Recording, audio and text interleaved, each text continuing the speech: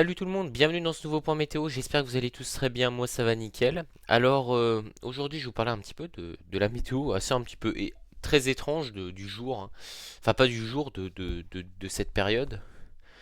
Parce que tout simplement c'est une météo, on va dire, vous allez voir, qui est un peu automnale sur des points, mais on va avoir une transition assez brutale entre le temps automnal et un temps vraiment chaud estival. On va vraiment passer du coq à l'âne pour le coup. Donc, comment dire? Pour vous montrer déjà les prévisions. Bon, les prochains jours, ça va être plutôt doux, plutôt frais, même si ça va remonter hein, petit à petit. On va commencer, je pense, d'ici 2 jours.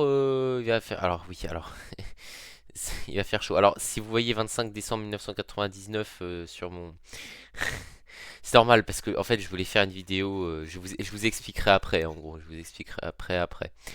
Bon, je remettrai la date après. Bon, en ce donc mercredi 30 juillet 2025, parce que oui, on est en 2025, pas en 99. Alors, qu'est-ce qui se passe tout simplement? Bah, on est dans un système plus ou moins. Bon, il y a ce système dépressionnaire qui part. On va rentrer de plus en plus dans un système anticyclonique. C'est ce que prévoit GFS. Donc, les températures vont plus ou moins augmenter. GFS ne voit pas une dépression très virulente sur le nord au niveau du Royaume-Uni. Euh, Mais par contre, les températures vont vraiment pour lui être horribles, hein, avec du 40 degrés dans le centre. Sur le centre-est, le 7 août, voilà, ça va vraiment monter vraiment très. Ça va être vraiment chaud à partir du 5 août, là, ça va être très chaud. Alors on passe de tout à rien, parce que 4 août, il va quand même commencer à faire chaud, mais 5 août, ça va commencer à vraiment chauffer. Surtout le 7 août, voilà. Bon, on va avoir chaud en gros. Mais, le sujet, c'est pas forcément que ça. C'est qu'en fait, il y a une dépression, on ne sait pas prévoir son intensité depuis le début. Là, on ne sait pas du tout ce que c'est cette putain de dépression. Je suis désolé d'être vulgaire, mais c'est vrai. Cette dépression est imprévisible euh, et très, ouais, elle est très spéciale. On ne sait pas prévoir son intensité, son déplacement, ce qu'elle va faire. Bon, GFS ne la voit pas très virulente, même la voit pas du tout virulente du tout en fait. Voilà, la voit pas puissante. Alors que ECMWF, c'est tout l'inverse. ECMWF voit carrément un fort coup de vent, une légère tempête sur le Royaume-Uni. Voilà, je ne sais pas pourquoi. On va mettre UK, Rafale, et on va mettre ça. Vous allez voir que ça va souffler hein, sur le Royaume-Uni. Et là, ça va être sympa sur le Royaume-Uni. Voilà, ça va être quelque chose. Alors, je sais, comme je l'ai dit, ça va peut-être redescendre sur la France, mais on ne sait pas. Pour le moment, on ne peut pas savoir. Donc voilà, il y aura quand même pas mal de vent. La tempête, enfin ouais, ouais, si on peut appeler ça une tempête.